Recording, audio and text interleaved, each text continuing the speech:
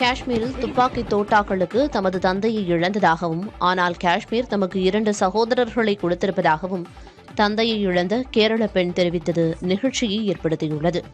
துப்பாக்கிச் சூட்டில் தந்தையை இழந்த ஆரதி சரத் என்பவர் பஹல்காமில் நடந்த பயங்கரவாத தாக்குதலை கண்ணீருடன் விவரித்தார்.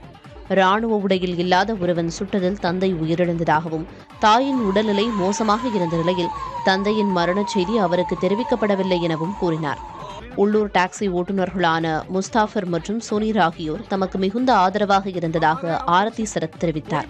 துயரமான தருணத்தில் மனிதநேயம் காட்டிய அந்த இருவரையும் சகோதரர்கள் என குறிப்பிட்ட ஆரதி, தந்தையை இழந்த போதிலும் காஷ்மீர் தனக்கு விலை மதிப்பற்ற உறவுகளை தந்திருப்பதாக அவர் உணர்வுபூர்வமாக தெரிவித்தார். The government, the local people, Kashmiris, എല്ലാവരും ഹെൽപ്ഫുൾ ആയിരുന്നു. ഷെൽട്ടർ തന്നു. ഹോട്ടൽസ് നമ്മൾ ചെക്ക് ഇൻ ചെയ്യാത്ത ഹോട്ടലാണ്. ആ ഹോട്ടൽസ് പോലും ഞങ്ങൾക്ക് ഷെൽട്ടർ തന്നു. ലൈക്ക് അമ്മയും പിള്ളേരും ഉണ്ടല്ലോ, അവർക്ക് ഷെൽട്ടർ തന്നു.